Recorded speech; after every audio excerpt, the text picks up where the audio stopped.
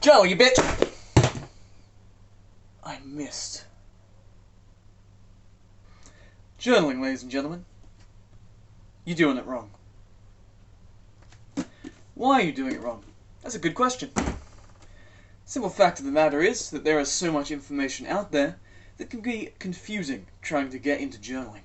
Especially if you are someone who's not familiar with it, or has never had good practice keeping a log, diary, or journal. Doubtlessly, journaling can be a confusing thing. Needless to say that the practice of reflecting on every day of your life in a manner that reveals your deepest and most intrinsic horrors is a difficult habit to ingrain. Regardless, it's also one of the most important things you can do for living a fulfilling and successful life. So, folks, my name is Xavier, and I am here today to guide you through the 3 levels of journaling. How you can start at level 1, a journaling novice, and over time consistently implement it in your life till eventually you become a journaling pro. We do have to start, however, by establishing what you are journaling for, because the practice of writing letters in a book can be done multiple ways. What I'm going to teach you today is journaling for purpose, drive, and accomplishment. Okay? This is journaling aimed at making you a better person and aiding you on your journey to become the best version of yourself. You see, before I started journaling, I was stuck in life. Okay? I lived the day-to-day, going through the motions, never reflecting on what I was doing or growing from the lessons I experienced.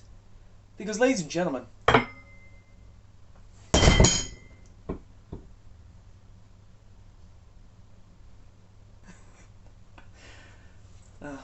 you don't grow from experience. You actually grow from reflecting on experience. Hence why most people never grow. But, have I got a good news for you? Journaling is the perfect solution for that. And in fact, that is its main use case. But, it's also the most difficult to implement use case. Because, let's face it, I've been there myself. If you've tried to pick up journaling, you've probably experienced it as well. Reflecting on all of the many mistakes that you make in any given day is painful. Especially as you begin to do it over time and notice there is consistency and pattern within the mistakes you make. Don't get me wrong, it's awesome and enlightening and the way forward, absolutely. But for most people, it's going to be so hard on them and their own ego and psyche that they're sooner to give up on journaling than actually change. It's time you be perfectly honest with yourself. Have you been neglecting your journaling because it's boring and you don't know what to write? Or is there something deeper there? Is your ego telling you something? Does it not want you to continue introspecting?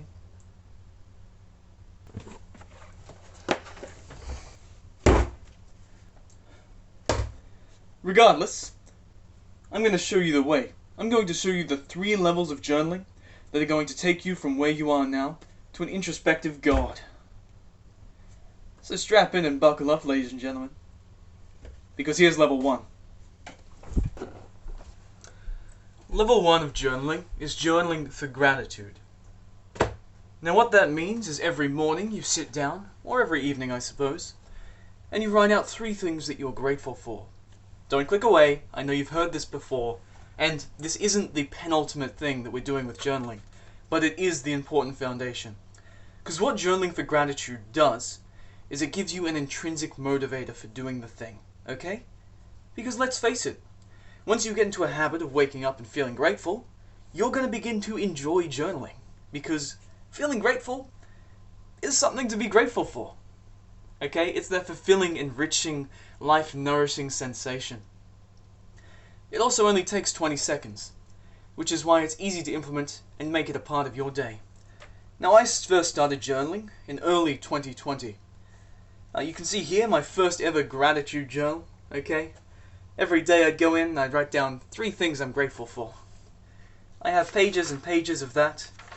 And the reason it's important to me is because I tried journaling before this, but that was when it first started to actually stick. Okay, before, when I would try and write daily routines and schedules and then reflect on everything, it was just too much. My ego couldn't take it, and neither could my instant gratification addicted brain. So, as a level 1 journaling novice, what you're going to do is you're going to wake up every morning and write down those 3 things you're grateful for. It's going to make your day more fun. It's going to make you a happier, healthier human being. And once it's embedded in your routine as a habit, it's going to let you move on to phase 2. Phase 2, vision journaling. Now, vision comes after gratitude because, well, we need to be happy and healthy human beings to have good visions. Vision journaling is exactly what it sounds like. Instead of sitting there and visualize, you are going to sit down and write out your vision. It's going to be about half a page every day where you tell yourself who you are becoming, where you aspire to more and embed that as something you are consistently thinking about. What that's going to do is ignite the drive and ambition latent within you as a human being. Okay, it's going to show you on a consistent and regular basis possibilities that you could embody. And those possibilities are going to drive you to accomplish more. I first started vision journaling at the start of 2021. This journal is very dodgy, but as you can see, I started it off with a beautiful front page where I went through the philosophy of one Xavier D. Greenhalgh. You ever look back at something you wrote like a year ago and are just profoundly, horrifically embarrassed by how ignorant, stupid, and cringy your old self was? Because I don't. I was a god. Once you've completed your vision journaling phase, once you have a consistent identity, goal, and passion in life, well, then it's time we actually start moving towards that passion. How do we do that, you ask?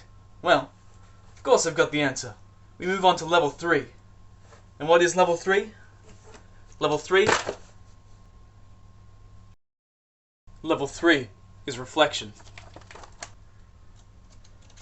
Now, level 3 is, sadly, where most people start their journaling adventure. They start with the hardest part of it all. The part where you reveal to yourself how stupid, ignorant, and foolhardy you are in day-to-day life. Okay, it hurts. It honestly will hurt when you start reflectively journaling. Because at the end of every day, once you've done your gratitude and your vision in the morning, and set this standard for who you want to be, established this passion, ignited this flame inside of you that just wants to go and become everything it can. And at the end of the day, you go home and you sit down for your 20 minutes of reflection journaling. And you write out in painstaking detail how you have failed to do that. It hurts. Okay? I started 3 journals before I got properly into the habit. I'd pick up the pages, I'd write them out, I'd do it for maybe a week, I'd give it up, I'd throw it away. Because I went straight to reflection. I skipped level 1 and 2, and I went straight to digging up the deepest insecurities and painful parts of my soul. And I failed. Of course I failed. I didn't make it a habit first. I didn't ease myself in with rewarding, enriching things. I went straight to the painful part. My brain's not going to accept that. The only reason my reflection is actually beneficial to me is because I set those standards in the morning, and then I brutally, honestly reflect on how I failed myself throughout the day.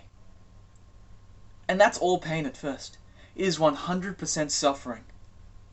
But if you endure, if you stick there at level 3 with your vision and your gratitude in place and reflect honestly and openly about what you've really done, how many times you've wanked in a day, how you pushed off those 3 things that you could have done now, how you half-assed your gym session. You really need to spill out your soul. No one else is going to read these pages. These pages are for you, okay? So when you reflect, you need to fully reflect. Fully reflect.